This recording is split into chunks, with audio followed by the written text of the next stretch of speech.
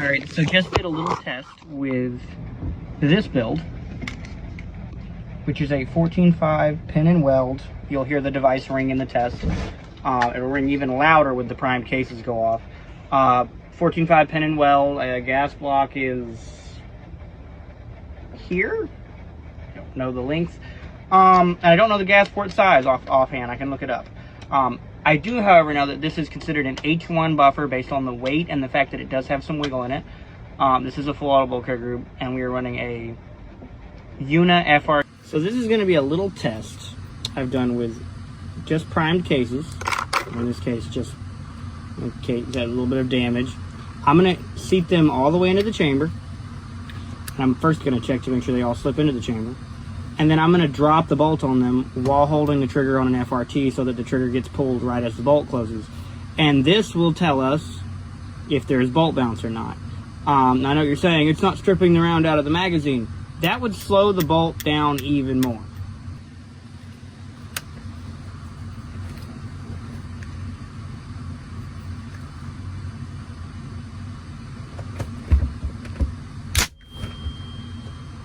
Woo! And in case you were wondering,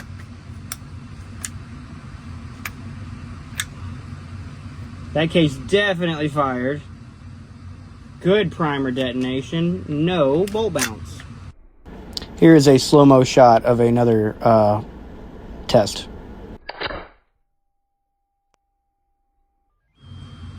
This is going to be a video response to people who ask me, yo, what do I need to run your FRT? Do I need a H1, H2? Like, what all do I need? And every time I tell you guys you need an anti-bounce buffer. But that doesn't necessarily mean going straight to an H2 or an H3. Trying to tune for an FRT with a heavy buffer, it can be just as bad as trying to tune for recoil with a heavy buffer. Stop it. Don't do that.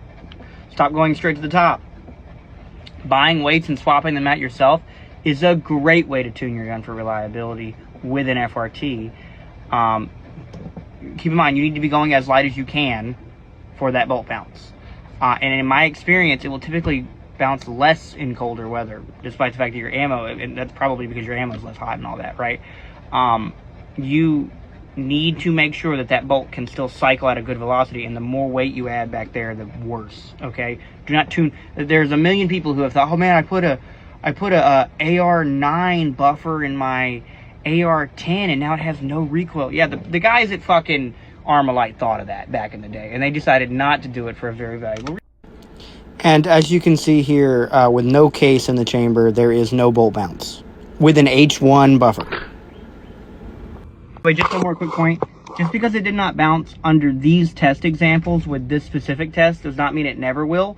It is important that you're testing your gun under firing conditions and in certain climates, certain times of the year.